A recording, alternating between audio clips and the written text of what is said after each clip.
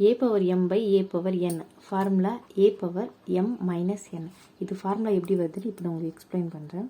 a power m by a power n. a power m இது நியூமரேட்டரில் இருக்குது, a power n டினாமினேட்டரில் இருக்குது.